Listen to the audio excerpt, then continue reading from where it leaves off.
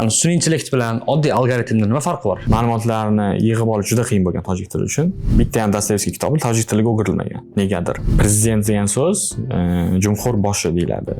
Bizning til masalan barqaror til deyiladi. Ya'ni hech qanaqangi xavf yo'q bizning tilga, yo'qolib ketishiga. Startap rivojlanmoqchi bo'lsa, unutish kerak davlat tizimi bilan ishlashi. Chunki xususiy sektor baribir haqiqiy bozor signalini beradi. Ya'ni yuridik shaxs bo'lib turib, GPU ga, serverga pul to'lay olmaysizmi? Yo'q. Davlat tashkiloti sizni prям kopiya qilganda, qanaqa realizatsiya qilishgan, logosi ham hamma narsasi o'xshaydi, nomi ham o'xshashi bo'lgan. Uni taqdiri nima bo'ldi? Qiziqdingizmi yo'qmi keyin? Agar siz hech qayerda ishlamagan, kechagina universitet bitirgan bo'lsangiz, sizni tanish hech qaysi bir kompaniyada qanaqa qilib sotasiz bu narsani. Men bu loyiha bo'yicha bitta o'zim ishlayman, asoschisi manman. Bu co-founder yo'q qanaqadir. Keyingi yilga Dolasi shu 5x 6x o'smoqchimiz. Ya'ni 5-6 million dollarlik startapga aylanmoqchimiz. Endi startap qilishdan masalan asosiy maqsad sotib olish uni. Unda hamma bilsa kerak, exit strategiya ularni rozi qilish uchun. Ko'p istoriyalar bor, har xil exit paytida juda tushib tashlashgan, bizda kitob narxini xorlab tashlashgan. O'zbekistonda o'zi shu sun'iy intellekt bo'yicha startap qilaman desangiz yoki nimadir loyiha qilaman desangiz, nima muammo oldingizdan chiqadi? Hammaga salom, bu Tangoz. Bugun biz O'zbekistondagi sun'iy intellekt bo'yicha startaplardan biri Tilmoch AI'da asoschisi Muhammad Said bilan suhbat quramiz. Qisqacha Tilmoch AI haqida o'zim ma'lumot aytib ketaman. Shunchaki odamlarga tushunarli bo'lishi uchun. Xullas Tilmoch AI hozir 6 ta tilda neyron tarjima, imlo va grammatik tekshiruv xizmatini taqdim qiladi. Oddiy odamlarga ham, biznesga ham. Hozir foydalanuvchilar soni qancha? Oilaviy foydalanuvchi soni 200 mingtadan oshgan.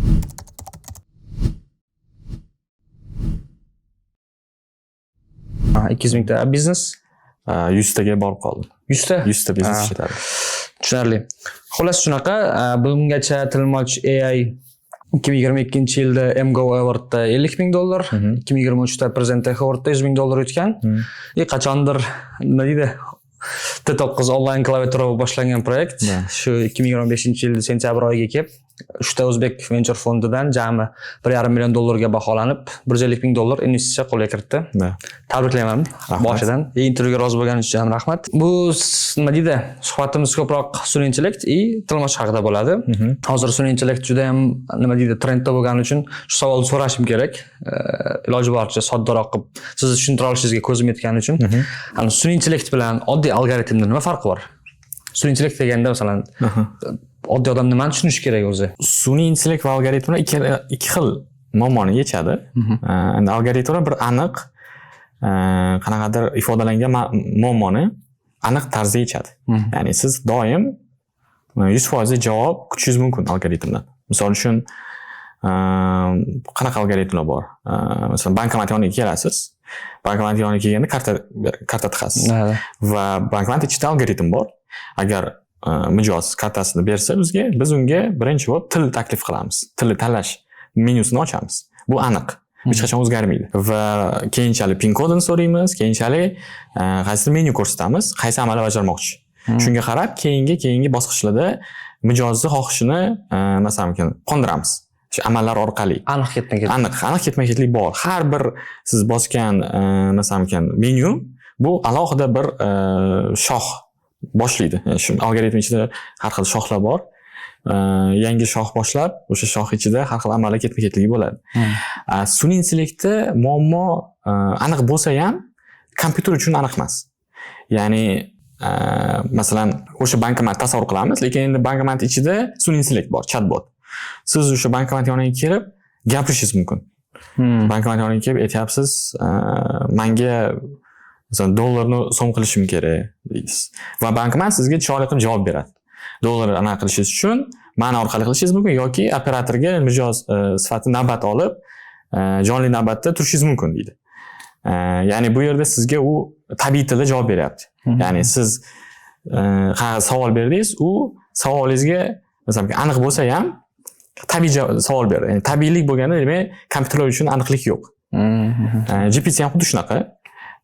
Va uni bunaqa sistemalarni o'rgatish uchun siz oldindan hamma ma'lumotlarni bilmaysiz. Siz foydalanuvchi nima so'rashni bilmaysiz.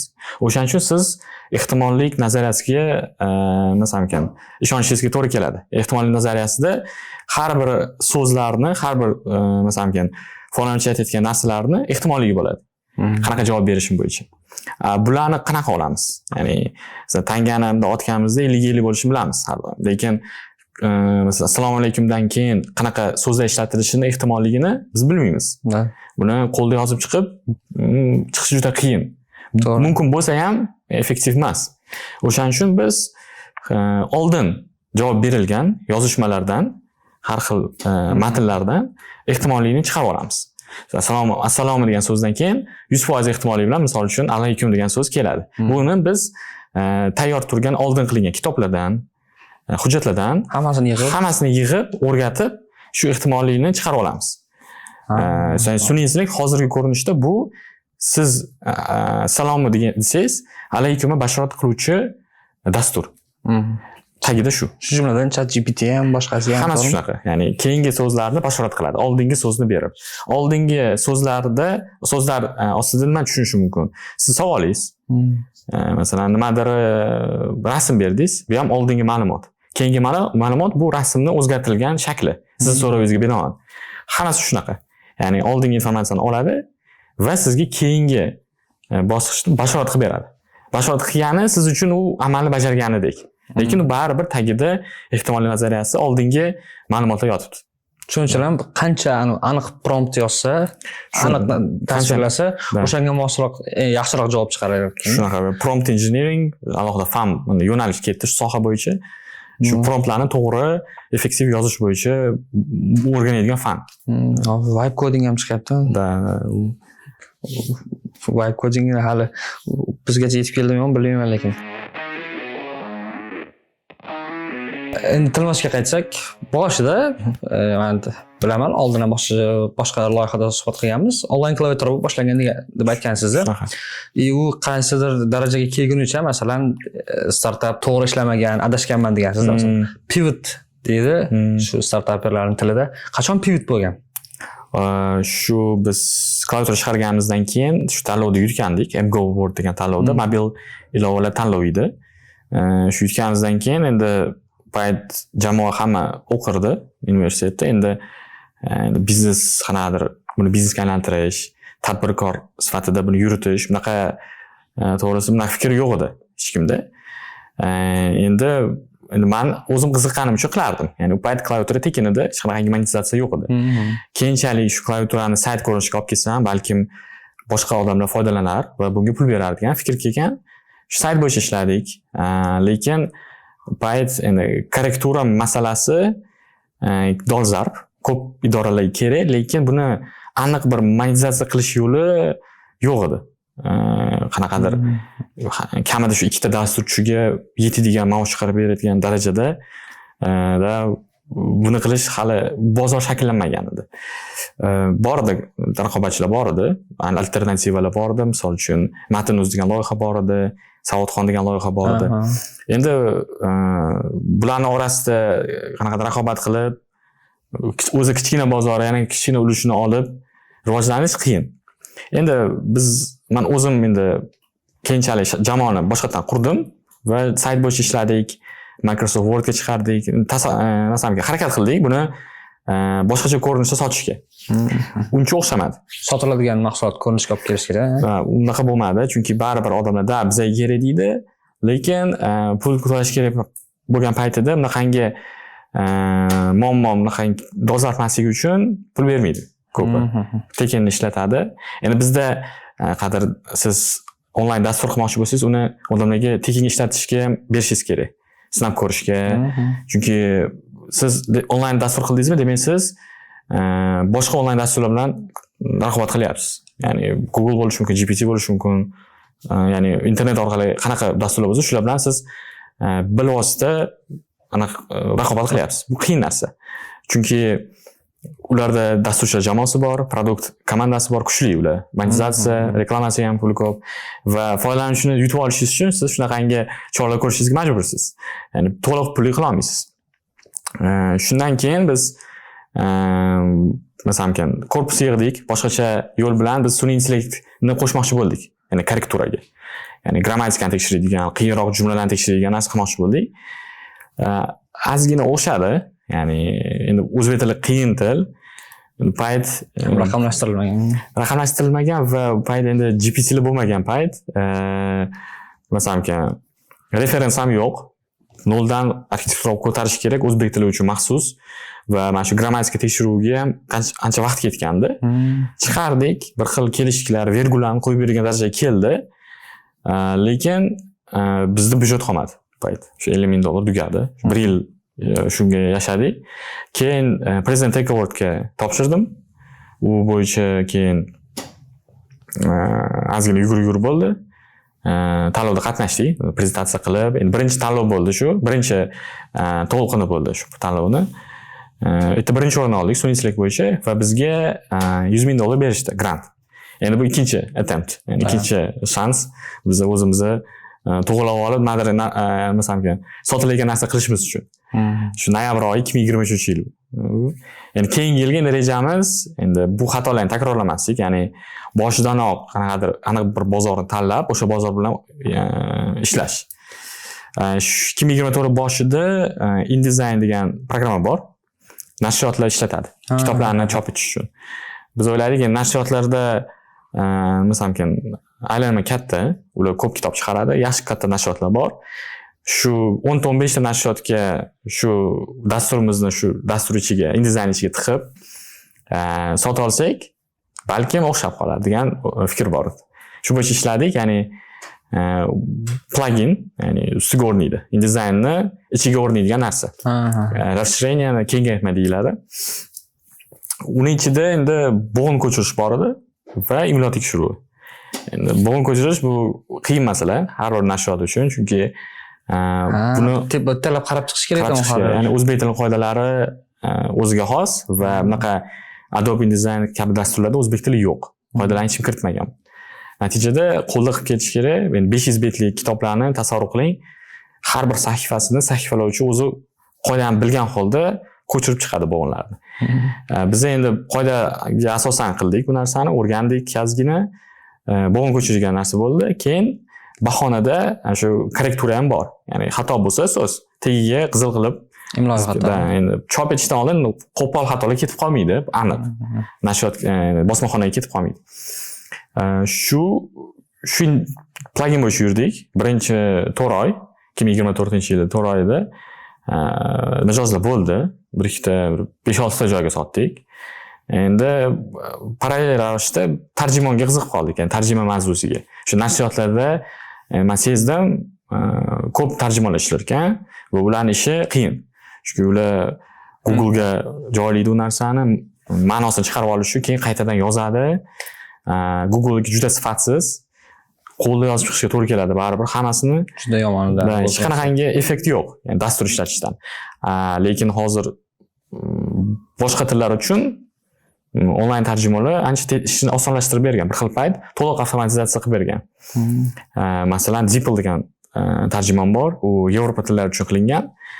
Google'ning raqobatchisi bo'ladi, u faqat pulli dastur, lekin juda yaxshi sifatli tarjima qiladi. Endi GPTlar ham, ChatGPT boshqa Gemini kabi dasturlarni tarjima qiladi.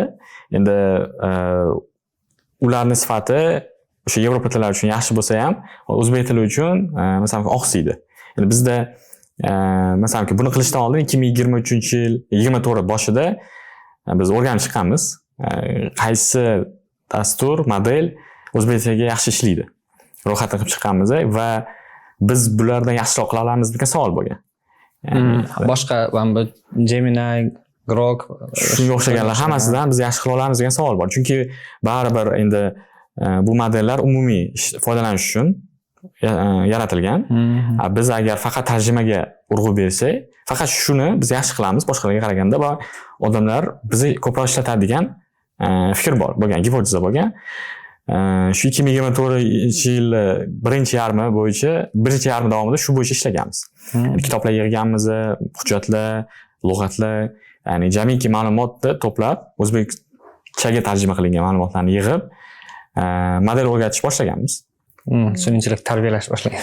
Shunaqa uni yig'ish chunki mayda ish, juda mayda ish, chunki bitta endi jamoa katta emas. Endi masalan nimasi mayda, chunki manbalar juda ko'p. Hammasi bitta joyda yig'ilib turmaydi va ko'pi skan qilingan, raqamlashtirilmagan jadval ko'rinishda emas. Masalan, 200 tacha lug'atni raqamlashtirib chiqamiz.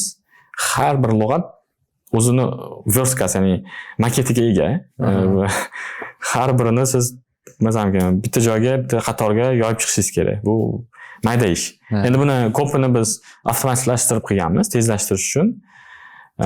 Shu o'tgan yil shu avgust oyida tilmoch chiqarganmiz. Birinchi versiyasini beta qilib, boya taxirchini ichida bo'lgan tilmoch. Shu tilmochda faqat 4 ta til bor edi. O'zbek, qoraqalpoq, rus, ingliz tili, 4 ta til. Shu tillar bo'yicha chiqardik, tekshirib ko'rdik, bozor tayyormi bunga, ishlatishadimi. Sekin-sekin masalan bir-biriga odamlar tavsiya qilib, biz ham bu yerda reklama qildik. Sekin organik o'sish ham bo'ldi, biz olib kelgan trafik ham bo'ldi. Endi o'shandan beri shu oyiga taxminan haftasiga o'lchayman. Haftasiga 3-4% o'samiz. Trafik bo'yicha, foydalanuvchilar soni bo'yicha haftasiga 3-4% o'samiz. Shu yozda to'xtab qoldi. Ya'ni yoz oyida shu iyul, avgust oyi o'sish to'xtadi. Endi hozir sentyabr boshlandi, o'quv yili ham boshlangani uchun yana o'sish boshlandi. Talabalar ko'proq ishlatadi yoki o'qituvchilar? Shunaqa o'qituvchilar, qadar PhD yo'qlayotganlar, ilmiy xodimlar hamma ishlatadi. O'shalardan ko'rsa bo'ladi va biznes ham shu kuz, bahor ishlaydi o'zi asosan yaxshi. O'sha payt sezon payti ham hujjatlar ko'payib qolgan payti ishlatishadi ko'p. Demak, pivot o'shandan keyin to'g'rimi, aniq klaviaturadan tahrirchiga o'tyapsiz, tahrirlaydiganga o'tyapsiz, keyin tahrirlaydigandan keyin tarjimaga o'tyapsiz, to'g'rimi? Menimcha shu tahrirdan tarjimaga o'tganingizni pivot desak bo'lar-a? Shunaqasi bo'ladi. Endi pivot hali yana pivot bo'lsangiz yana bo'laman-da, buni kutyapman, chunki har bir xuddi Phoenix qushini bilsangiz, birinchi bo'ladi, keyin o'zi kulidan o'zi yana tiriladi. Xuddi shunaqa narsa startap ham, chunki bizda hech qanaqangi to'siq yoki majburiyatlar yo'q biznes model bo'yicha. Biz qanaqadir xona yoki uskunalar bilan chegaralanmaganmiz. Va biz qanaqadir masalan tashqaridan hech kim bosim qilmaydi bizga. Aynan shu yo'nalish bo'yicha ishlaysan. Ya'ni bizni manfaatimizda tezroq o'sish va tezroq o'sadigan yo'llar qidirish. Agar o'sha yo'llar dasturimizni tubdan o'zgartirish talab qilsa va biz bunga tayyor bo'lsak, o'sha riskni qabul qilsak, shunaqa qilamiz. Ko'p startaplar shunaqa yo'ldan o'tgan va bundan qo'rqish kerak emas. Ya'ni startapchi shundan masalan toblanadi.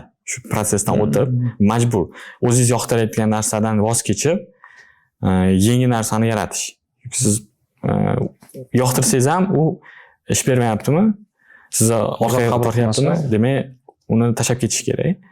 Yangi narsa boshlagan ma'qul. Hozir qarang, 6 ta til bor, to'g'rimi? O'zbek, rus, qoraqalpoq, turk, yana qaysi? O'zbek, rus, ingliz, qoraqalpoq, turk, o'zbek tili bor. O'zbek tilini o'zini aytdim. Tojik tili, qirg'iz tili yo'q hali. Ular uchun ma'lumotlar tayyor, yig'ilgan. Bu ham alohida bir mavzu. Ularni qanaqa yig'ganmiz, chunki u boshqa mamlakat, uni qanaqa qilsa bo'ladi. Biz o'zbekchalik qilganimiz foyda bergan, ya'ni o'zbek tili qilganimizda biz butun jarayonni dokumentatsiya qilganmiz. Ya'ni qanaqa protseduralar bor, nimalar qilish kerak va bizning qo'shnilarimiz ham bizga o'xshagan. Farqi katta emas. Raqamlashtirish bo'yicha, ma'lumotlar tanqisligi bo'yicha va mentalitet ham masalan juda o'xshash. Shunga ma'lumotlar ham bir xil tarzda olinadi. Tojik tili eng qiyin yig'iladigan til bo'lgan biz uchun. Ma'lumotlarni yig'ib olish juda qiyin bo'lgan tojik tili uchun. Sababi birinchidan tarjima ma'lumotlari kam, tarjima qilingan narsalar juda kam tojik tiliga. Endi aholi soniga qaraganda balkim yetarlidir, lekin biz uchun juda kam bo'lib chiqdi. Sal yaxshiroq vaziyat qirg'iz tilida, u yerda ko'proq. Qozoq tilida endi ancha ko'p. Endi bo'lsa ham tarjima degan jahon adabiyotining tarjimalari, masalan, shunaqa narsalar. Biz masalan tojik tiliga bitta ham Dostoyevskiy kitobini ko'rmaganmiz. topmadik. Bitta ham Dostoyevskiy kitobi tojik tiliga o'girilmagan negadir. Endi men surishtirib ko'rdim bir ikkita joylardan. Ishda yashaydigan odamlardan so'radim. Sababi ko'p mutolaa qiluvchilar forschani ham bilar ekan va to'g'ridan-to'g'ri forscha manbaga murojaat qilib o'shdan o'qib qo'yganlar ekan. Uni bilmaganlar ruschani o'qir ekan. Tojik tilining o'zi unchalik ahamiyatga ega emas ekan. Men bilmadim, balkim bu vaqtinchalikdir, endi rivojlanayotgandir. Endi lekin agar balkim kutubxonalarda u yotgan bo'lsa, uni skan qilib internetga yuklashmagan bo'lsa, buni qilgan yaxshiroq, tezroq. Balkim shunaqadir. Endi buni ro'yxatini qaysi kitoblar qachon chiqqan, qaysi hududda bu bo'ladi, solnoma degan har xil manbalar bor, sovet paytida qilingan, o'sha orqali bilib olsa bo'lar. Endi men ochiq manbada biz ancha qidirdik, topolmadik to'g'risi. Endi qirg'iz tilida yaxshiroq vaziyat, qozoqchada aytgandek hammasi bor. Endi qachon boshladi ikkalasi? Yoki bitta ekspansiya qilmoqchimiz? Yo'q, bizga masalan osonroq hammasini bittada qo'shib yuborish. Chunki aytganimdek, o'sha sun'iy modellarni ko'proq ushlab turishdan ularni trenovka qilish ko'proq pulga aylanadi. Ularni trenovka qilish ancha qiyin. Endi bizani masshtab GPT kabi bundan 1000 barobar, 10,000 barobar kichkinadir. Lekin shunga qaramasdan baribir resurs talab narsa bu. Ularda ham xuddi shunaqa muammo. Ular katta modellarni trenovka qila olmaydi tez. Ancha vaqt ketadi. Masalan, GPT-5 taxminan 8-9 oy trenovka bo'lgan. 8-9 oy bitta dastur ishlab turibdi. Juda uzoq narsa. Endi bizda bu 3 hafta oladi bitta model trenovka qilish. Faqat tarjima bo'lgani uchun ham. Faqat tarjimada kichkina model u nisbatan juda kichkina. Hozir orada bir ChatGPTda ancha yaxshilanadi. Hozir qanadir yanadir o'zbek tili yomonlashganda. Hozir menimcha tilmoch. Buni sezdingiz. Va buni chunki oldin tilmochga ChatGPTga ham tashlab ko'rardim. ChatGPT ba'zida yaxshiroqda ham tuyulardi. Orada shunaqa bo'lib qoldi. 5 chiqdi. Hozir tilmoch aniq eng yaxshisi menimcha. Grok ham yaxshi, baribir tilmochda anaqalar yaxshiroq so'zlar. Buni sababini biz ham o'rganib ko'rdik. Sababi ikkita sabab bo'lishi mumkin. Birinchisi bu internet ular ko'p ma'lumot yig'ganda sun'iy tarzda ma'lumotlarni generatsiya qilgan, ChatGPT'dagilar. Har xil kam resursli tillar uchun ham generatsiya qilgan va o'zbekchada yaxshi generatsiya chiqmagan. Ya'ni oldin kam va sifatli edi, endi bu safar ko'p va o'rtacha bo'lib qoldi sifati. O'sha bo'lishi mumkin va ikkinchisi ChatGPT'ning strategiyasi bo'yicha hozir ular ko'proq o'zini aniq bir segmentlari bor. Kod bo'yicha segment, matematika bo'yicha segment, ilmiy maqolalar va so'rovlarga javob berish segmenti. Mana shu segmentlar ularda ishlayapti yaxshi. Va o'shalarga ular fokus bergan. Buning ichida har bir tilda zo'r generatsiya qilish qobiliyati yo'q. Ya'ni siz modelni qanchalik ko'p kodga o'rgatsangiz, u oldingi o'rgangan narsalarni unutib yuborishi mumkin. O'sha qatorida o'zbek tili ham bo'lishi mumkin-da. Sababi shu bo'lishi mumkin. Ya'ni fokusi ular boshqa joyga urdi. Natijada kam resursli tillar sifati tushib ketdi. Bizda ko'rdik, ya'ni hozir GPT-5, GPT-4dan yomon o'zbek tilida. Shunaqa. Tanlamasangiz u yomon generatsiya. Pulli bepul farqi yo'q. Pullisida ham yomonlashdi-da. Farqi bo'lmadi. Keyin bir yana yangilik ko'rdim. Janubiy o'zbek tilini ham qo'shamiz. Uni ustida ham ishlayapmiz biz. Janubiy o'zbek tili bu, kimdir bilmasa, shu Afg'onistonda o'zbekchada gaplashadigan afg'on o'zbeklarini tili Janubiy o'zbek tili deb aytiladi. Buni endi ilmiy maqsadda qo'shdik. Ya'ni shu til bo'yicha ishlaydigan ekspert bilan birgalashib, birinchidan bitta baza yaratdik, ma'lumotlar bazasini, shu tarjima bo'yicha. Boshida biz bu arabchani o'qishni bilmaymiz ham, qanaqa bo'lishini tasavvur qilmaymiz, lekin statistika nima deyapti? Shu 6 million odam bu tilda so'zlashadi deb yozilgan. Ya'ni juda katta diaspora Afg'oniston uchun. 5 milliondan ko'p deyishadi. Va ular lotin, na kirill, na lotindagi ma'lumotlarni o'zi o'qiy oladi. Agar tillarni o'rganmagan bo'lsa, ularda hech qanaqangi dostуп yo'q bu ma'lumotlarga. Ular arabchada o'rgangan, arabchada o'qiydi, savol shu tilda, shu imloda chiqqan. Anaqada konverter ham yo'q. Bo'lsa ham u to'g'ri qila olmaydi. Masalan, GPT ga berib ko'rsangiz, u bu tilni umrida ko'rmagandek sizga javob beradi. Ya'ni endi metrika bor, tarjima aniqligi degan. GPT va qolgan anaqa Gemini masalan aniqligi 8-9%. 100%. 100%dan 8-9% sizga generatsiya qilib beradi o'sha afg'on o'zbek tilida. Endi biz shu ma'lumot yaratdik va shu hozirgacha o'girilgan shu manbalarni yig'dik. Ko'pi shu o'zbekchadan o'girilgan, lotin o'zbekchasidan, kiril o'zbekchasidan o'girilgan, taqqoslab chiqib, endi aytdim nyuanslari ko'p ekan. Ya'ni men boshida o'ylagandim, harf o'zgargan, unaqa emas ekan.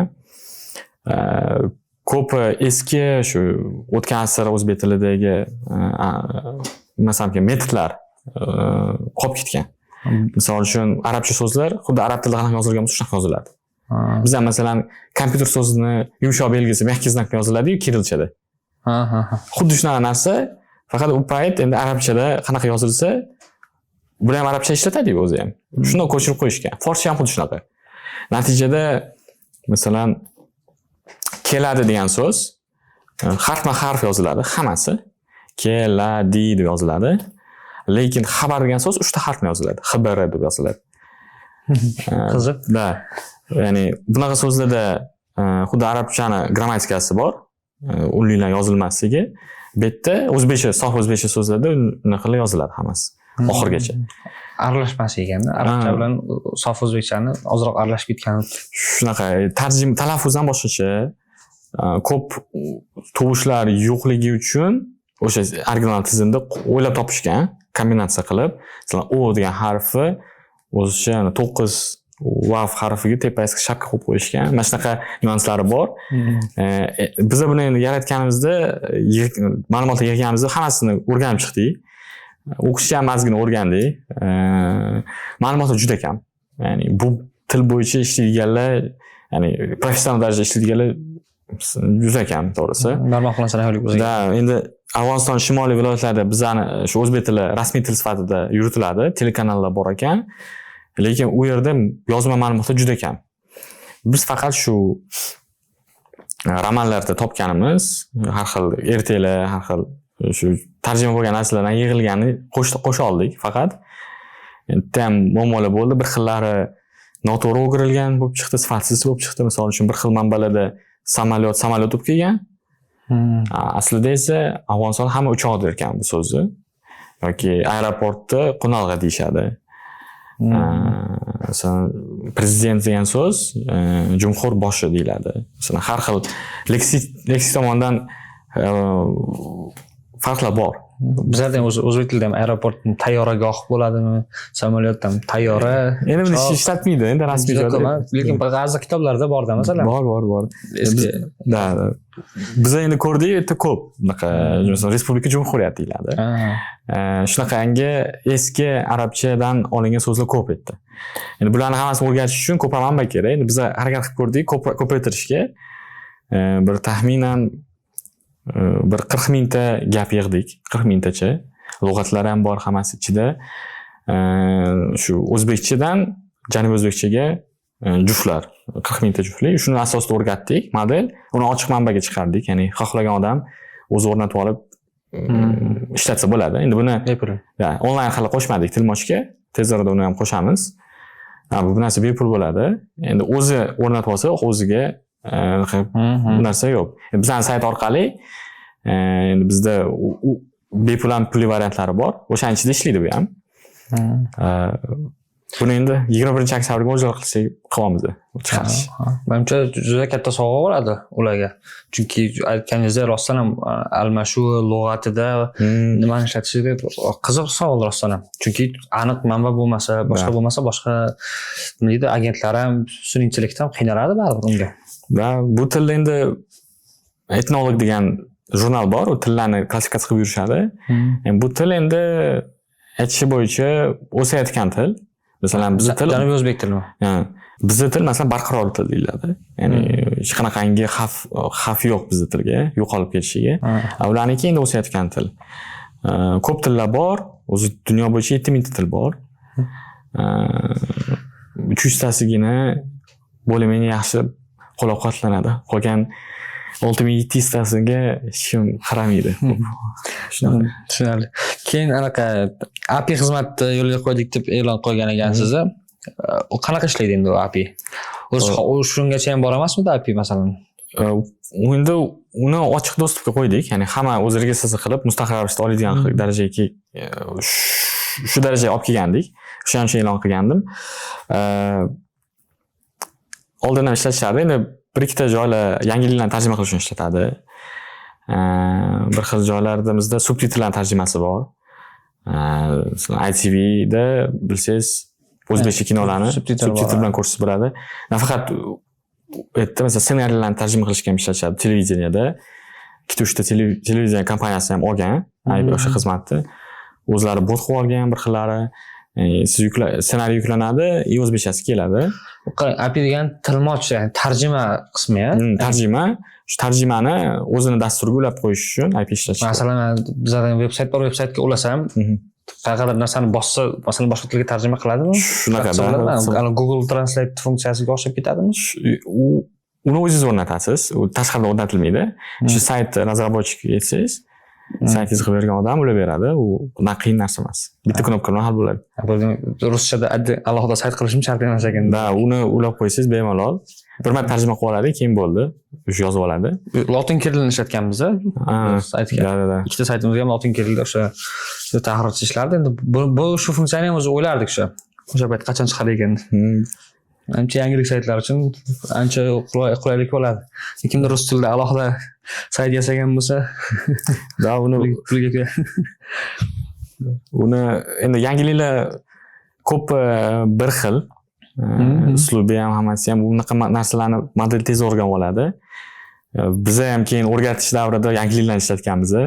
O'shanga aniqlik juda yuqori tarjima qilishda. Agar qiyin narsalar haqida yozmasangiz, yangiliklarni tarjima qilib berish kerak. Endi masalan, qaysidir publitsist maqola yozgan bo'lsa, uni tarjima qilishga qiynalishi mumkin, lekin odatiy xabar, yangilik, maqola strukturasi juda ko'p joyda bir xil. Bemalol o'rganib ketaveradi. Hozir jamoa bilan qildik deb aytdingiz, o'zbekchada ham ishlaydi? Hozir 8 kishi bo'lgan. Shu 4 kishi ma'lumotlar yig'adi, ularni annotatsiyasiga javob beradi. Qolgan 4 kishi shu produkt bo'yicha ishlaydi. Shu mahsulot bo'yicha. Avvalroq bitta aytdingiz, davlat tashkiloti sizni ham kopiya qilganda, qanaqadir realizatsiya qilishgan, logosi ham hamma narsasi o'xshaydi, nomi ham o'xshash bo'lgan. Uni taqdiri nima bo'ldi, qiziqdingizmi yo'qmi keyin? Ishlayapti, rasmiy narsa, u ishlab turibdi menimcha. Faqat lotin kirdimi? Imloni tekshiradigan narsasi ham bor. Endi o'zi qiziqmay qo'ydim. Chunki biz bu ish shug'ullanmaymiz, qanaqadir masalan davlat tashkilotiniki, to'g'rimi? Davlat tashkiloti siz bilan hamkorlik qilmoqchi bo'lib, keyin sizni chopib, o'zi kopiya qilib yuborgan. Shunaqaroqmi? Endi hamkorlik ham qilgisi kelmagan. Endi bilmadim. Balki timing muammosi bo'lgandir. Mana biz qilgan paytimizda tilni rivojlantirish bo'yicha qanaqadir tashkilot, til departamenti bu. Masalan, qiziq. Yaqinda 21-oktyabr bo'ladi. Siz bilan eng yaqindan hamkorlik qilish kerak bo'lgan davlat tashkilotidan, menimcha, agar startap rivojlanmoqchi bo'lsa, unutish kerak davlat tizimi bilan ishlashi. Chunki xususiy sektor baribir haqiqiy bozor signalini beradi. Agar siz o'sha yerda sota olsangiz, davlat tuzilmalari keyin sizga o'zi keladi. Ularni ketidan yurish shart emas. Agar siz asosiy mijozingiz government, ya'ni davlat bo'lmasa, shu ochiq bozorda ishlagan ma'qul. Undan yaxshisi chet elga chiqqan yaxshi. Ya'ni hamkorlik ma'nosi qanaqa? Masalan, yaqinda bir 70 tachami so'zni o'zbekchaga tarjimasini chiqarishni bir ko'rgan bo'lsangiz. Atamalarda. Qanaqadir atamalar bor. Masalan, o'zbekchada bunaqa bo'ladi deb chiqarishdi endi masalan. Shunaqa narsani masalan birinchi sizga berish mumkin. Tarjima uchun misol uchunda, agar realizatsiyani rostdan xohlasa o'sha so'zlar o'zbek tilida ular bergandek bo'lishini xohlasa-da. Endi men taklif qilgandim, bizni dasturni poligon sifatida ishlatishga. Misol uchun mana shunaqa so'zlar kirib kelyapti. Odamlar endi baribir xoh-noxoh ishlatadi o'sha so'zlarni tarjima payti, tahrir payti. Va o'sha paytida biz til departamenti taklif qilgan so'zlarni bildirmasdan statistika uchun tiqib olishimiz mumkin. Shu qanaqadir yangi so'z kirdi, tilmoch mana shunaqa tarjima qilyapti. Masalan, 10 ta so'zdan 2 ta 3 tasi shunaqa tarzda xalqqa kirib ketishi mumkin. Chunki o'sha tarjima qilayotgan odam o'sha narsani qayerdir yuklaydi, post qiladi va boshqa odamlar o'qiydi. Va unga shu so'z yoqsa va boshqalarga yoqsa, u xalq ichiga kirib ketadi. Shu ma'noda aytyapman, siz bilan masalan yaqindan hamkorlik qilib ishlasa, ularning realizatsiyasi ham nima deydi? Tezlashadi-ku. Endi Hayron qolasiz. To'g'ri aytdingiz, lekin men baribir startap o'zini startap yo'ldan, biznes yo'ldan ketaverish kerak o'sha. to'g'ri. Men ko'raman ham hozir ko'p shu yo'nalish bo'yicha ishlaydiganlar ishonib qolishadi. Masalan, Grantga boshqaga davlat tuzilmalari bilan ishlayman deb bu narsani oson deb o'ylab qolishadi. Bu narsa oson narsa emas. Endi bu balkim masalan maksimalizm, endi ko'p yoshlar, startapchilar yaxshisi ularga xususiy sektor bilan ishlash osonlashtirib berish kerak, o'rgatish kerak. Xususiy sektor bilan ishlash ham qiyin bizda, bunday o'ylab qarasangiz. Agar siz hech qayerda ishlamagan, kechagina universitetni bitirgan bo'lsangiz, tanish hech qaysi bir kompaniyada qanaqa sotasiz bu narsani. Mana masalan, meni кейsimda shunaqa narsa bo'lgan. Universitet bitirdim. Bitta ham kompaniyani top menejerlarini bilmayman. Masalan, siz devonxonaga jo'natmaysiz tijoriy taklif, uni bittada spamga tiqib yuborishadi. Hech kim o'qimaydi. Telefon qilsangiz hech kim olmaydi. Yo'q, olsa ham sizni boshqa joyga umuman buni hal qilmaydigan odamga jo'natib yuborishadi. Ya'ni bo'lgan shunaqa proses. Shu qiynalib oxiri keyin B2C bo'yicha ketganmiz. Ya'ni biz yaxshisi onlayn qilamiz, jismoniy shaxslar birinchi ishlatib ko'rsin, keyin o'shalar orqali B2B ga chiqamiz. Endi hozir shunaqa ham bo'lyapti. Ya'ni bizga B2C, B2B kanalni ochib beryapti. B2C da ishlaydiganlar o'zini ko'p xodimlar, ular keyin boshqaruvga chiqyapti. Bizga shuni olib beringlar deb, ular keyin B2B qilib zakup qilib olib berishyapti. Mana shunaqa yo'l bilan. Shuni ko'p ko'rdim, ko'pchilikda korporativ bor masalan. Bizda ham bor. Chunki hammada qarasam 2-3 kishiga kerak bo'lyapti, masalan, olmasa bo'lmaydi korporativ. Hozir anaqani endi ozroq biznes model bilan nima haqida gapirmasam bo'lmaydi, chunki loyiha shu vaqtda. Hozir MRRda ayta olasizmi masalan, qanchaligini? Bu nolis sentyabrda 15 ming bilan yotamiz. 15 ming. Taxminan. Keyin orada mana chet eldan foydalanuvchilar ham premium sotib olmoqchi dedingiz. Oktobank to'ladim dedingiz. Keyin Oktobank bo'lmadi, keyin Stripe o'tdim dedingiz. Shunaqa. Oktobank nimasi bo'lmadi? O'zi umuman valyuta operatsiyalari haqida menimcha ozgina background tushuntirish kerak. O'zbekistonda qanaqa bu? Chunki bizda valyutani chiqarish juda qiyin. Birinchidan, shundan muammo bor. Bizda masalan GPU videokartalar yoki serverlar sotib olamiz tashqaridan. Chunki biz ilojimiz yo'q. Trenovka qilishimiz kerak hozir. O'sha yerga pul chiqarish uchun biz endi jismoniy karta orqali to'laymiz. Firma orqali chiqara olmaymiz. Faqat reklama uchun mumkin deyishgan.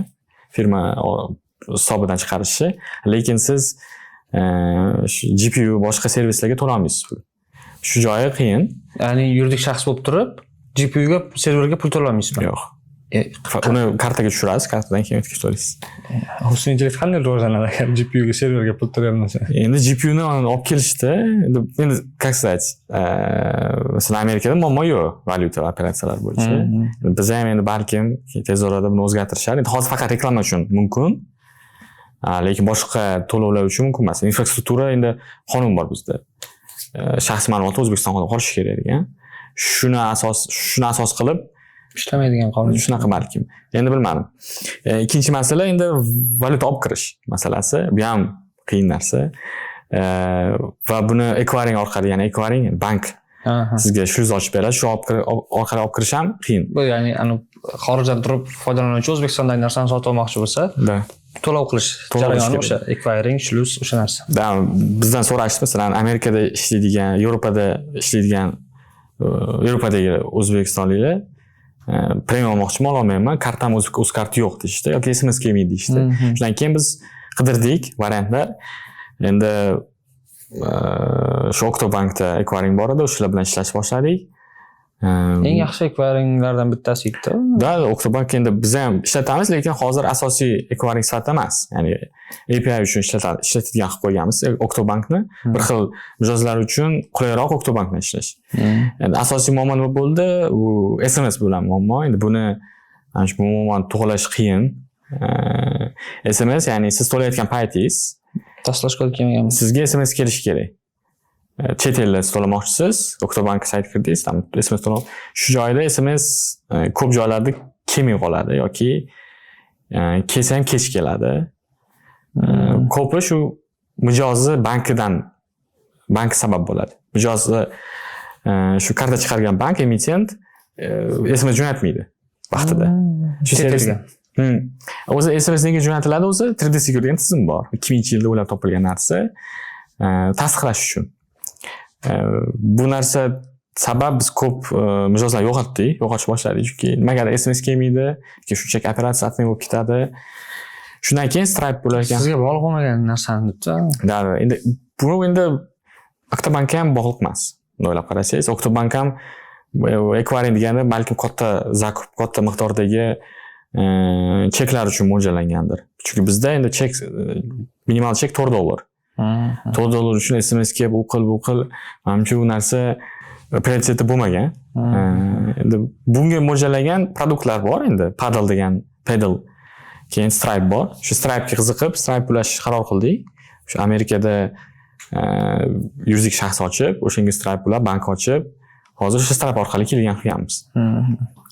Stripe arzonroqmi? Stripe naborot bu komissiyasi ham bor uni yaxshigina.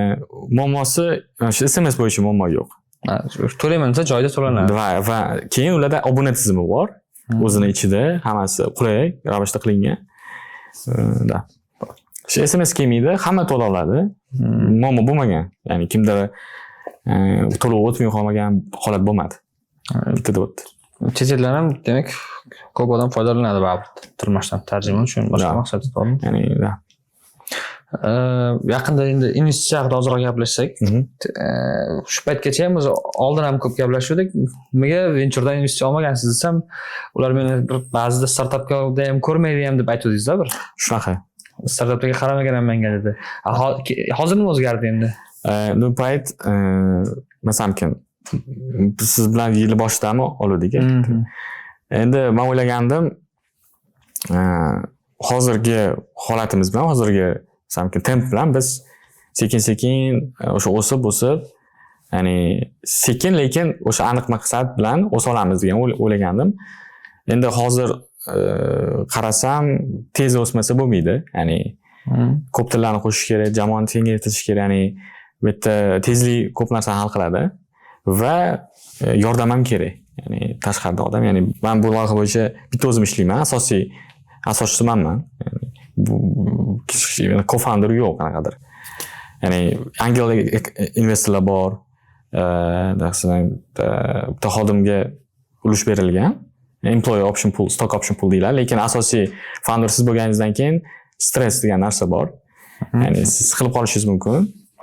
Hech kimga ayta olmaysiz dardingizni va qanaqadir kontra argumentlar ham hech kim bera olmaydi sizga. Lekin venturelar bo'lsa, ulardan siz yordam so'rashingiz mumkin. Shu ham asosiy narsa o'zi. O'zi venture fondlardan pul olishga sabab bu ularning networkingi va masalan ta'siri uchun olinadi. Zal uchun intervyu olishga masalan. Demak, tezroq o'sish uchun variant sifatida venture tanladingiz, to'g'rimi? Boshqa iloji endi tezroq o'sishimiz kerak, shuncha til qo'shilishi kerak va bu yerda yana operatsionniy joy bor. Ya'ni proseslarni tezroq o'sganda ko'proq byudjet ketib qoladi, proseslarni nastroyka qilish uchun. Ya'ni hozir shu biznes bo'yicha, sotuv bo'yicha komanda yaratmoqchiman. Ular menga o'rgatish uchun sotishni, chunki men sotishimcha qo'ldan kelgancha qilaman, lekin buni qanaqadir prosesga qo'yib, mexanizm sifatida biz buni yo'lga qo'ymaganmiz. Lekin qo'ysak, yanada tezroq o'sardik. Uchala fond ham O'zbekiston fondlari edi. Alqa Ventures, Yoshlar Ventures va IT Parkida. Eng ko'p qaysi ko'rsatkichga qarashdi? Endi bilmadim, ular aytmaydi ko'p narsasini. Endi men o'zim ma'lumotlar beraman audit uchun, keyin o'zim aytaman bahoyimni va nechta pul so'rayotganimni aytaman. Ya'ni shuni aytdim, rozi bo'lishdi. Ya'ni endi ko'p tanishlarim yozdi, bir ikkita tanishlarim aytdi, past bahoda berilibdi pul, chunki boshqa startaplar ham sandan yaxshiroq sekin endi o'sayotgan startaplar ham yaxshigina bahoda pul olgandi degan. G'oya bosqichdagida masalan 500 mingga baholanadi. Endi masalan xohlagan odam baholashi mumkin bu narsani. Xohlagan summaga. Masalan, qachonki uni sotib olish payti kelganda haqiqiy masalan bid summa aytiladi. Misol uchun siz 10 millionga baholanishingizni 30 millionga sotib olib ketishingiz mumkin. Misol uchun, nabarot. Ya'ni siz baholanasiz va bu yerda yana asosiy narsa bor. Siz o'sishda davom etishingiz kerak va o'sishingiz ko'tarayotgan pulingizga baholanishingizga proporsional bo'lishi kerak-da. Siz oyiga $500 topib, butun kompaniya $500 topadi, siz 500 mingga baholadingiz o'zingizni. Endi 1 yildan keyin siz pul ko'tarishingiz kerak. 1 yildan keyin siz 5 ming topyapsiz. Oyiga. Yaxshi o'sish, 10 barobar o'sdingiz-da. Lekin baholaningiz 500 ming bo'lgan payt. Endi hozir qanchaga baholaysiz? 2-3 millionga baholanamasizmi? Baholasangiz zo'r, lekin ko'p venturelar o'sha bu joyda aytadi, yo'q, sani endi biz 1 millionga baholaymiz deydi. Endi savol tug'iladi. Keyingi u venturelarda sen 10 barobar o'syapsan, lekin baholanish 2 barobar o'syapti deydi. To'g'ri kelmayapti. Ya'ni siz o'zingizga yo'l joydan bosim yaratib qo'ydingiz. Siz o'zingiz yo'lingiz bilan ketishingiz mumkin edi, zo'r yo'l bilan. O'sha payt $500 topganingizda siz angel investitsiyani 100 ming baholanishda olsangiz zo'r edi. Endi hozir siz 1 million olsangiz 10x o'sdingiz. Ham daromad bo'yicha, ham baholanish bo'yicha. Sizga ular beradi. Ya'ni keyingi yil ham xuddi shunaqa natija olib kela oladi deb. Bizda ham xuddi shunaqa holat. Biz qadar yo'l joydan multiplikator yaratmadik. Keyingi yilga olasa shu 5x 6x o'smoqchimiz. Ya'ni $5-6 million startapga aylanmoqchimiz. O'shaning uchun bosim ham bo'lmaydi, shu tempimizga keta olamiz. Demak, ortiqcha baholanish ham ertaga ortiqcha yuklama tashlaydi, ortiqcha nima deydi, mas'uliyat beradi. Eplolmay qolsangiz orqaga ketib qolish ham mumkin-da. Eplolmay qolsangiz stagnatsiya bo'ladi. Bu qizil bayroq, aytishadi-ku. Investorlar qaraydi, to'xtabsan deydi. Siz to'xtamagan bo'lishingiz mumkin aslida. Siz o'sayotgan bo'lishingiz, lekin baholanish nuqtai nazardan siz to'xtagan bo'lib qolishingiz, to'xtab qolgansiz. Ya'ni juda ham bir noreal narsalarga qarab harakatlanish kerakmi deylik, masalan, o'zi $1 million bo'lsa, $1 million turgani yaxshiroq ham ekanda bir tomonda. $1 million baholasa xursand bo'lishingiz mumkin, lekin 1 yildan keyin $10 million anaqaga o'sishga bora olmasangiz, shunaqa. Ya'ni uchinchi masalasi ham bor. Deylik, xaridor chiqib qoldi. Siz startap sotib olmoqchisiz. Endi startap qilishdan masalan asosiy maqsad sotib olish uni. Uni hamma bilishi kerak. Exit strategiya. Siz uni sotib olib, siz 10 yilda topadigan pulingizni bittada olib chiqib ketish. Va loyihani topshirish va boshqa yangi loyiha yaratish. Asosiy maqsad shu. Endi hammani orzusi shu. Endi tasavvur qiling, xaridor chiqib qoldi. Siz venture tomonidan aslida $1 million startapsiz, lekin 3 millionga siz baholashdi. Siz anaqa kelyapti. Xaridor kelyapti, aytyapti, 1,5 millionga olaman deyapti sizning startapingizni. Lekin siz sota olmaysiz. Sababi venturelar yo'l qo'ymaydi bu narsani. Chunki ular 3 millionga sizdan siz ulushingizni olgan. Endi ular 3 milliondan kamroq pulga siz sota olmaydi. Sotib olishga yo'l bermaydi. Siz kamida 3 milliondan ko'proq baholanish, pulga sotilishingiz kerak. Lekin sizda tayyor xaridor bor. Bu sizning orzungiz, 1,5 millionga sotish. Lekin sizda siz ko'proq baholab bordingiz, 3 barobarga ko'proq. Sota olmaysiz. Xaridor ham qochib ketadi. Shunaqa vaziyat bo'lishi mumkin. Endi siz bu yerda juda ko'p ulushingizni berib olishingiz kerak bo'lib qoladi. Investorlarga ularni rozi qilish uchun ko'p istoriyalar bor. Har xil exit paytida ko'p founderlar ko'p ulushni yo'qotib qo'ygan, mana shunaqa ko'p baholab olgani uchun shu venturelar sabab ular rozi bo'lmaydi. Baribir ular ustav fondiga kirgan, ularni ham masalan ovozi inobatga olinishi kerak va ular bilan kelishmasdan bunday narsa qila olmaysiz. O'shanga ehtiyot bo'lish kerak. Katta baholab olsangiz, xaridor ham qochib ketishi mumkin. Yaqinda Qozog'istonga chiqdi Tilmoch, Qozog'iston bozoriga. Qanday bo'lyapti? Ahvol yaxshi emas. Ko'p biz uchun bu sinov bo'ldi. Sinab ko'rdik, chetga chiqa olamiz degan. Foydalanuvchilar bazasini yaratdik. Ya'ni kuniga 700 800 odam ishlatadi Tilmochni Qozog'istonda. Lekin monetizatsiya kelganda biz kutgandek o'sish bo'lmadi. Ya'ni organik o'sish yo'q. Bu degani hech kim bizga tavsiya qilmayapti. Ikkita sabab, yoki produkt yaxshi emas, yoki odamlarga bu narsa uncha kerak emas. O'shanga tavsiya ham qilmaydi. Muammo ko'p odamlar uchramaydi, bir-biriga tavsiya ham qilmaydi. Shu ikkalasidan biri. Endi produkt bo'yicha endi biz ichki tekshiruvimiz bo'yicha tilmoch yaxshi tarjima qiladi. Yomon tarjima qilmaydi qozog'chaga. Boshqalardan qozog'chaga, qozog'chadan bu yoqqa. Da, o'zbekcha kabi tarjima qiladi. Ya'ni sifati yaxshi, yomon deya olmayman. Ya'ni qo'pol xatoliklar, anaqalarni ko'rmadik. Endi bizda test sinovimiz bor. Filologlarni, Qozog'istondagi filologlarni chaqirib ularga berganmiz. Mana shunaqa tekshirib ko'ringlar deb, ular yomon emas degan. Yaxshi, ancha yaxshi deyishgan. Sababi keyinchalik tushunib aytyapman. Endi boshqa mamlakatlar uchun ham shu metrikalarni qo'llayman endi. Masalan, yangilik sayti bor Qozog'istonda, Tengri News degan. Mashhur. Birinchi kirishingiz bilan birinchi tanlangan til rus tili. Va xohlagan xabar ustiga bossangiz, ko'ruvlar soni 5000 ta, menimcha. 5000 ta bitta xabarda. Xuddi shu xabarni qozog'chasida o'qisangiz 50 ta odam ko'rgan bo'ladi-da. Ruschada 5000 ta odam ko'ryapti. Qanday 50 ta? Men o'yladim, balkim bu qozoqlar uchun emasdir. Rus zamonlar uchundir. Qozoqlarning boshqachadir. Qozog'chada gapirgan. Qidirib ko'rib topa olmadim. Bo'lsa ham hammasi ruschada. Xuddi shu anaqa bor, proporsiya saqlanib qolgan. Deyarli 100 ga 1. Ya'ni har bir tilda yoziladigan yangilik saytlar rostdan ham kam lekin. Hech kim o'qimaydi. Bo'lsa ham hech kim o'qimaydi. Ba'zi birlariniki o'zi asosan rus tilida ochilgan, keyin qozog'chasini ham ochishgan. Lekin qozog'chasida rostdan ham anaqa subscriberlar, obunachilar juda kam. Shunaqa anaqasini ham ko'rdik, kitoblarni, bozorni ham ko'rdik, qozog'cha kitoblari qanchalik ko'p. Ko'pi biz keyinchalik tushunganimizdan keyin dotatsiya uchun qilingan, dotatsiyani puliga qilingan hammasi. Ko'p majburlikdan qilinadi. Ya'ni qonunda yozilgani uchun tarjima qilinadi, lekin tabiiy ehtiyoj yo'q mana. Bizda bor shu narsa. Bizda odamlar xohlab, qidirib, o'zbekchasini ko'rgisi keladi, filmlarni, kitoblarni o'qigisi keladi. Bor-da bu narsa. Ularda bunaqa narsa yo'q. Ularda hamma ruschani biladi, tarjimaga ham anaqa ehtiyoj yo'q. Endi biz ko'rib turamiz, nimalar tarjima qilishadi? Aytganda yangiliklarni tarjima qilishadi. Shu ko'p majburiy galachka uchun qilinadi.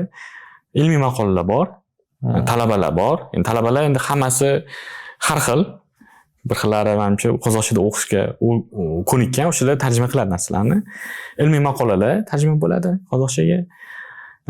Keyin yana bitta faktor, rus tili esa rasmiy til. Masalan, rus tili bizda rasmiy til emas.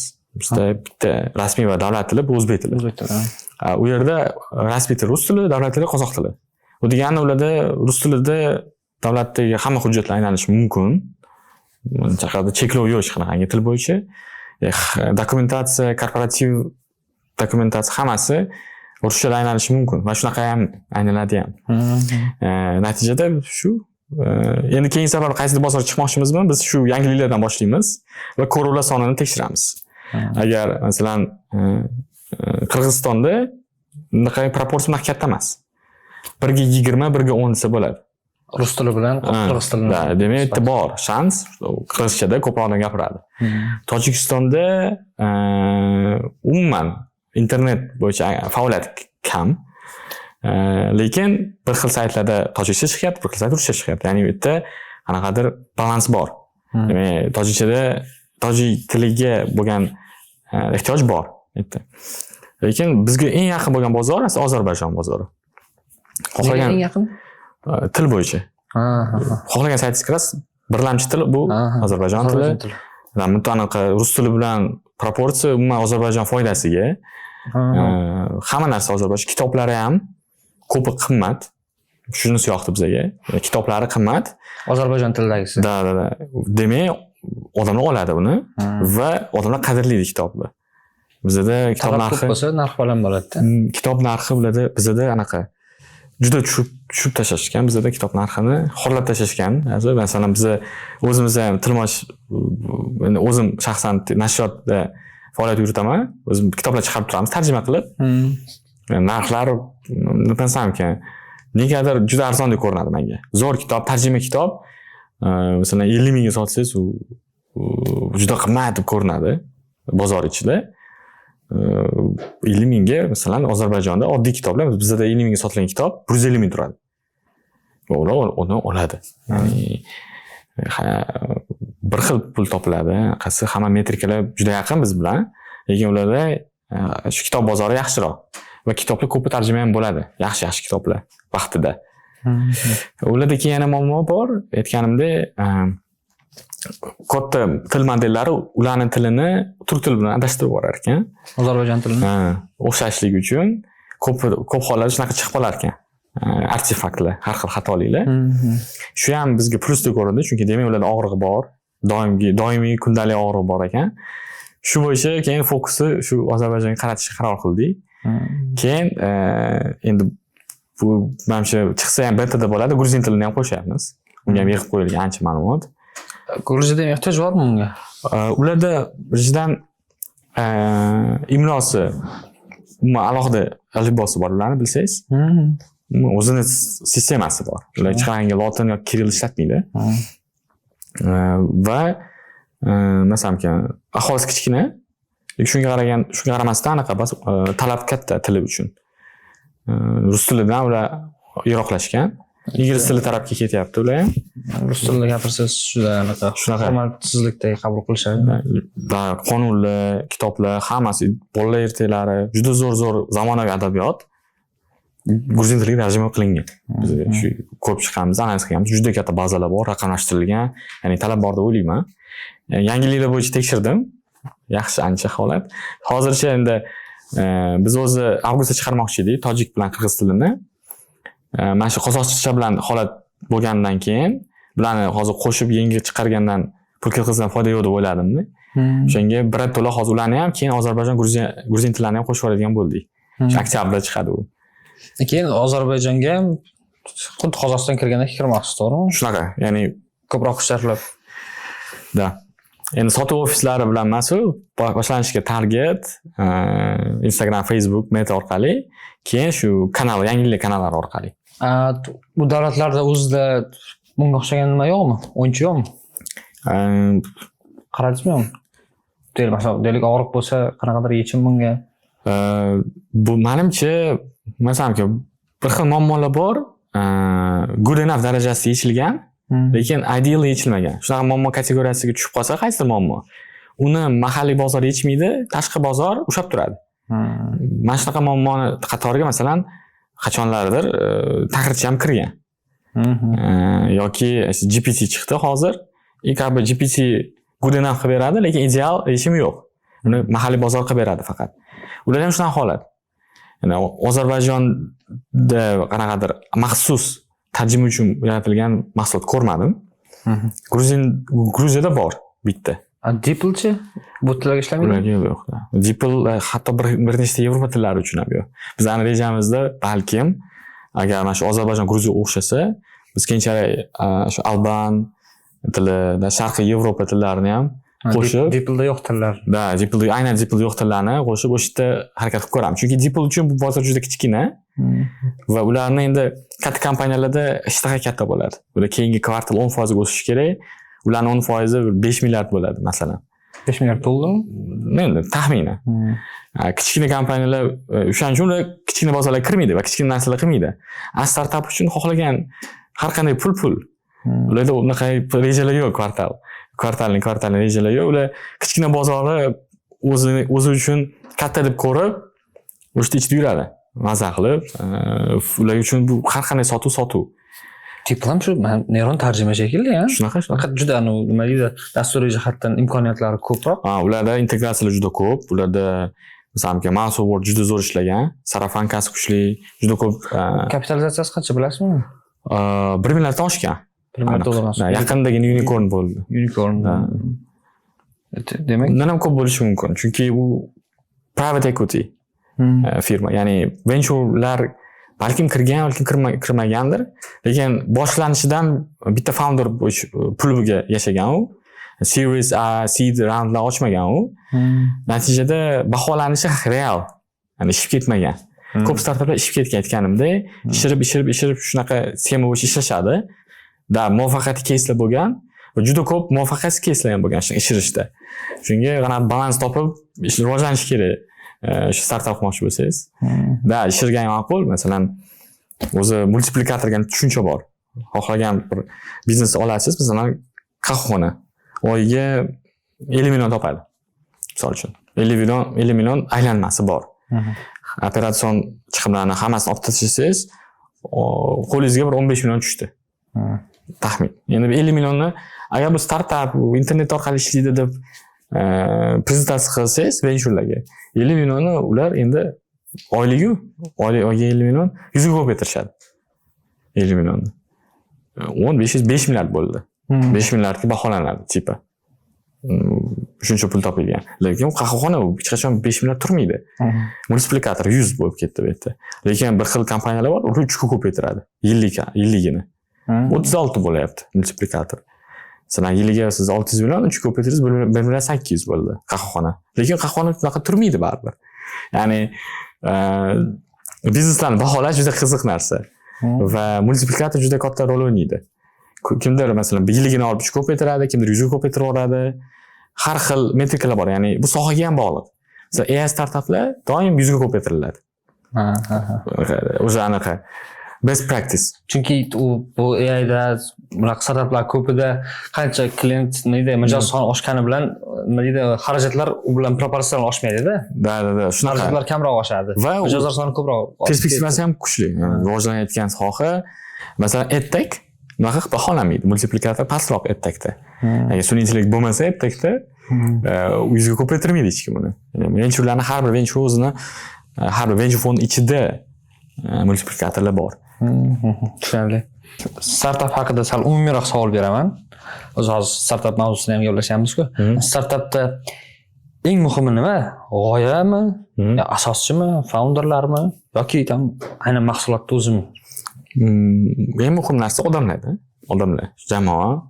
Asosiy jamoalar. Asosiy jamoa umuman founder bo'ladimi, co-founder, oddiy jamoa bo'ladimi, xodimlar bo'ladimi? Asosi shu. Ya'ni startapda HR bo'lmaydi. HR bu sizga o'xshagan o'zingizsiz. Va siz o'zingizga o'xshagan odamlarni yig'gingiz keladi orta ofisda. Hech kim xohlamaydi qanaqadir o'ziga o'xshamagan odamni olib kelishga. Siz HRsiz, hal qilasiz. Siz maqsadingiz yaxshi jamoa qurish. Siz produktingizni olib qo'ysa, ertaga kimdir siz noldan shu produkt ko'tara olasizmi yoki boshqa narsa qila olasizmi? Shu savolni o'zi jamoa qila oladimi degan savol bortda qoladi. Degan demak jamoa asosiy narsa. Ya'ni to'g'ri jamoa bilan siz xohlagan boshqa startap qilishingiz mumkin. Startap bu qanaqadir vaqtinchalik narsa. Mahsulot ham vaqtinchalik narsa. Hech nima anaqa постоянно ushlab turib narsa yo'q-da. Doim o'zgaradigan narsa. O'zgartirgan kim? Bu jamoa. Odamlar. Asosiy narsa demak, asosiy shu jamoada bo'laysiz, odamlarda. Ba'zilar g'oya ham deydi, masalan. G'oya boshdan yaxshi bo'lmasa, men yaxshi jamoa bo'lgan bilan ham endi u g'oya deyishadi, masalan. Twitch qanaqa paydo bo'lgan? Bilasizmi? Twitch nimami? Streaming platforma. Bitta ekstremal sport bilan shug'ullanuvchi odam Go o'ziga kamera taqib, o'sha o'zini hayotini ko'rsatadigan sayt yaratgan. Eshitganman.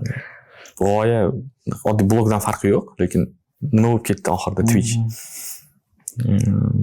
Shunaqa farqi yo'q. G'oya masalan, boshlanishda g'alati bo'lishi mumkin, lekin agar founderlarda aniq bir niyat bo'lsa, uni rivojlantirib, startapga olib kelaman desa va ular o'zgarishga tayyor bo'lsa, xohlagan g'oyangiz oxirida bozorga kerak bo'lgan zo'r narsaga aylanib ketadi. Transformatsiyalar orqali. Founderlar ko'p o'ylaydiki, bitta g'oya, miyadagi g'oya bo'ldi, bu oxirgi ko'rinish, g'oyani oxirgi ko'rinishda o'ylaydi. Bunaqa emas. Siz doim uni o'zgartirishga tayyor bo'lishingiz kerak. Tojikistonga bitta qaytamiz. Men eshitdim, tojikistonliklar qanaqadir men noto'g'ri tushungan bo'lishi mumkin. Shu tojik tilida ishlaydigan LLM quryapti. Ya'ni katta shu mashina tili bo'ladi. Ya'ni bu orqali tojik tilida har xil mahsulotlar yaratish mumkin, boshqa qilish mumkin degan narsa eshitdim. Yoki men noto'g'ri tushunganman. Qanaqadir bitta katta startapi bor, Zipple AI degan. O'sha Zipple AI founderlari shunaqa LLM quryapti. To'g'ri xabarim yo'q lekin. Shunaqa eshitdim. Bizlarda ham shunaqa narsa bo'lish kerakmi yo'qmi o'zi? Mahalliy LLM. Masalan, hozir adashmasam ingliz tilida bor, koreys tilida bor, bilganim rus tilida bormi yo'qmi bilmayman to'g'risi. Juda bir kam tilda bor-ku. 4-5 ta tilda bor adashmasam. Endi bu qaysi nuqtai nazardan qaraganga bog'liqda. Masalan, agar davlat tomonidan qarasak, kerak, ma'lumotlar chiqib ketmasligi kerak tashqariga. Bizga mahalliy model kerak. Lekin masalan, biznes tomonidan qarasangiz, bu narsa rasxod faqat chiqim. Chunki modellarni o'rgatish kerak, doimiy yangilab turish kerak va siz GPT bilan raqobat qilyapsiz, to'g'ridan to'g'ri. Odamlarni shu tizimda qoldirish uchun nima qilish kerak? Ularga ChatGPT bor imkoniyatlarni qilib berish kerak. Doim обновление qilib yurish kerak bu narsani va u doimiy chiqinanga qaytishda monetizatsiya bo'lmaydi u narsada, chunki u tekin bo'ladi xalq uchun. Endi meni fikrim bo'yicha o'sha ketgan chiqimlarni bizdagi shu matematika institutini bitirgan, har xil aniq fanlarni bitirgan bolalarni shu Kremniy vodiysi yoki Amerikaga shu universitet bo'yicha jo'natgan ma'qulroq. Chunki ular kelajakda o'sha yerda ishlaydi, o'sha tizimga kiradi va ularda ekspertiza paydo bo'ladi, bir xil startap qiladi. Ya'ni ehtimoli oshadi. Ekspertlar ko'payishini bizning mamlakatdan chiqqan. Natijada ular o'zbekchani ancha yaxshilab turadi. Masalan, o'zini korxonasida o'zbek tiliga urg'u ko'proq bo'ladi. Prioritet oshadi. Lekin startap qiladi. Bu kapital. LLMlarga kelsak, lokalni ushlab turish endi davlat tomonidan to'g'ri qilish kerak, lekin biznes tomonidan buni qilish masalan nevыгодно. Bu yaqinda shu menimcha innovatsiya vazirligida ham aytishdi, shu GPU server qilamiz deyshdimi? Ham juda unchalik vaqt tushunmayman. Katta qanaqadir nima deydi, Nvidia'ning eng katta GPU'larini olib kelamiz deyishdi. Olib kelishni men bilmayman lekin shu yerga olib kelinadi deb aytishganda-da. Ha, u qimmat narsa-da u. U masalan startaplar uchun qanaqadir qulaylik yaratadimi? Menimcha bo'lsa kerak. Menga ham bir chiqishgan edi shu bo'yicha. Balkim startaplar uchun sharoit qilib berishar. Endi biza o'rganib qolganmiz o'zimizga arenda olib o'zimiz ishlab qolganmiz. Tezroq bo'ladi va kapital bo'yicha muammo yo'q bizda. Shunga menimcha boshlang'ich startap uchun bu zo'r imkoniyat, o'zini modellarini trenovka qilish uchun. Lekin menimcha davlat o'zini hisobidan olib keladi. Keyin yo ijaraga beradi yoki bepul beradi, bilmadim. Endi trenovkada u resurslarni ishlatish kerak, doim trenovka qilib turish kerak, unga katta dataset kerak. Bu yerda asosiy bottleneck, ya'ni ushlab turuvchi faktor bu ma'lumotlar. Ma'lumotlar tanqisligi, ular qachondir tugaydi. Ularni sun'iy ravishda mana biz ham hozir ko'p ma'lumotlarni sun'iy tarzda yaratyapmiz. Boshqatdan noldan qanaqadir yangi narsa yaratib o'rgatyapmiz modelga. Misol uchun qanaqa so'z bor? O'simlik nomi. Masalan, sano degan o'simlik bor. Sena обыкновенно deydi qanaqadir ruschada. Shuni endi to'g'ri tarjima qilish uchun biz bu so'z bilan qatnashgan gaplarni ko'pini qo'shishimiz kerak. Bir marta qatnashsa model eslab qolmaydi. O'shaning uchun biz to'g'ri keladi 10-15 ta gap tuzishga. Chunki ma'lumotlar faktori, masalan, ma'lumotlar kam. Resurs bo'lgani yaxshi, endi ma'lumotlar bo'yicha ham ishlash kerak. Tushunarli. O'zbekistonda o'zi shu sun'iy intellekt bo'yicha startap qilaman desangiz yoki nimadir loyiha qilaman desangiz, nima muammo oldingizdan chiqadi?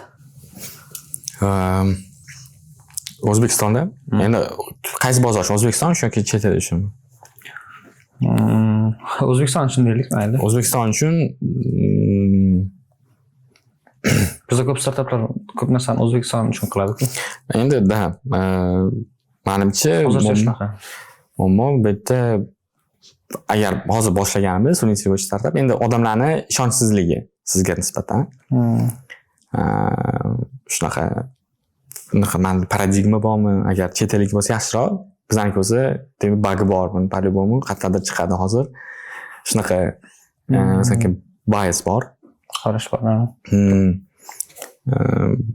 Boshqa tarafdan endi biznes bilan ishlash qiyin. Tanishingiz bo'lmasa, agar boshlanayotgan startap bo'lsangiz, juda qiyin. Tanish orttirishingiz kerak. O'shanga ko'p startaplar bizda o'zi korporatsiyada ishlagan, yerdan chiqib, tanish orttirib, o'sha bo'yicha keyin ishlaydigan ko'p shunaqa biznesmenlar. To'g'ri. Hozirgi kattaroqlari. Universitetga kechib bitirib, xuddi Y Combinator, Silicon Valley'dagi istoriyalar kam. Chiqib, srazu uchib ketgan startap anaqa tashlagan qiyin. Venchurlar yordam beradi bu bo'yicha. agar siz yosh bola venturlardan mablag' ko'tarsangiz, ular sizga networkni ochib beradi. Oxirgi eng asosiy savol qoldi o'zi. Exit plan bormi? Da, bor. Ayta olasizmi? Endi shu hozircha ikkita ko'zlangan o'yinchilar bor. Bu birinchisi Yandex. Ikkinchisi uchta ekan. Ikkinchisi TBC, uchinchisi DeepL.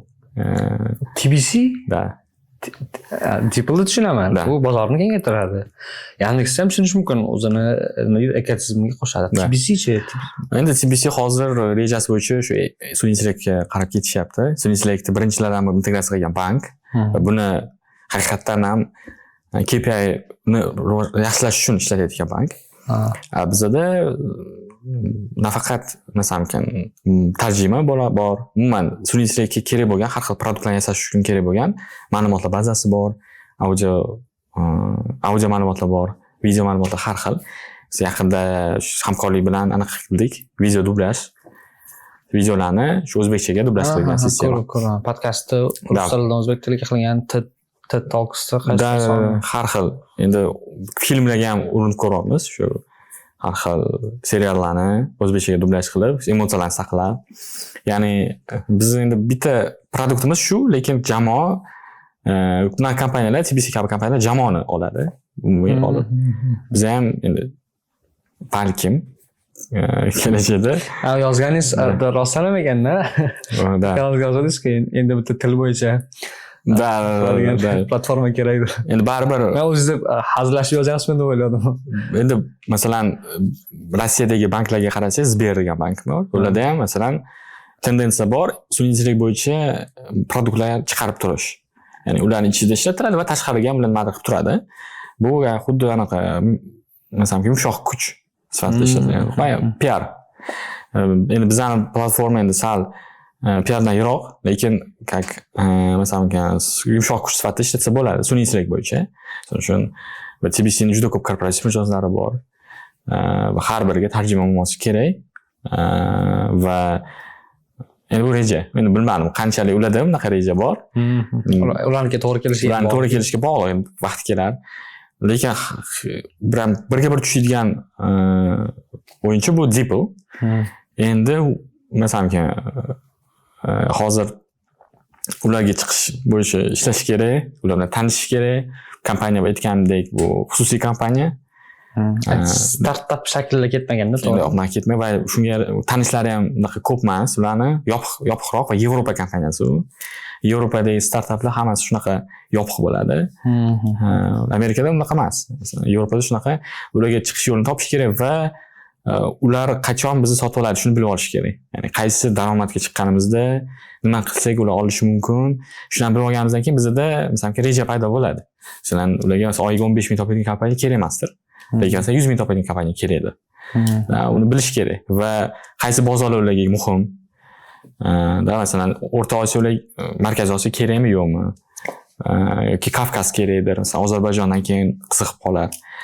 Farqi har xil mana o'shani o'sha bo'yicha ishlashimiz kerak. Ya'ni founder sifatida vazifa shu sotuvni ko'paytirish va exit yo'lini doimiy qidirib yurish. To'g'ri. Hozir oyiga 15 ming, endi keyingi yil 5-6 million dollarlik qilaman deyapsiz-ku. Da, u ko'ramiz uni. U maqsad bor. Tak, blitz qoldi. Shu endi iloji boricha tez javob bersangiz yaxshi. Tez javob beradiganimiz ko'rganimiz kerak. Da. Tak. Blitz savol beraman. Iloji boricha qisqa javob bera olsangiz yaxshi bo'lardi. Qancha pulingiz bo'lsa, umuman ishlamasdingiz? Bugun ko'rdim men shu Instagramda. Ko'proq deb javob berdi bittasi. Ko'proq? Da. Yaxshi javob lekin ko'proq. Mayli, bo'ladi. Hayotingizni yengillashtiradigan eng yaxshi gadjet, eng ko'p foydalanadigan deylik. Kompyuter, notebookim. Kichkina mini gadjet. Yo'q, prям kichkina mini gadjet, telefon bo'lsa kerak, boshqa yo'q. Kun davomida deylik eng ko'p foydalanadigan ilovangiz qaysi? Telegram. Startapda asosiysi bo'lish kerak bo'lgan eng asosiy 3 narsa. Qaysarlik. Keyin o'zgaruvchanlik. Masalan, keyin muomala. Qaysarlik, o'zgaruvchanlik, muomala. Muomalada ishlatsa bo'ladi.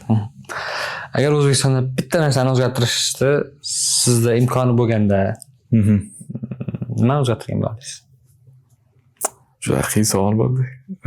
Bitta narsani faqat. Xohlagan narsam? Bilmasam, dadam kelish kerak edi. Tagida o'ylab ko'rsa bo'ladi. Endi masalan, maktab paytida bolalarga tanqidiy fikrlashni ko'proq o'rgatgan bo'lardim. Ta'lim tizimida o'zgarishga ta'lim tizimida tanqidiy fikrlash, ya'ni o'zini fikriga ega bo'lish. Endi nigilizm emas uni. Masalan, bor, yangi avlodda menimcha orasida ham ancha ko'payib qoldi ekan, tanqidiy fikrlaydigan bolalar. Lekin boshqa mamlakatga nisbatan kam. Shu ko'payganini xohlardim. Deylik, tilmoshni exit qilganingizdan keyin yana startap qilasizmi yo'qmi? Da, albatta. Bu narsa menimcha doimiy narsa bu. Doim nimadir yaratib turmasangiz, shuna maza qilsangiz, shuni qilishingiz kerak. Men shundan maza qilaman. Hamid Said, katta rahmat. Sog'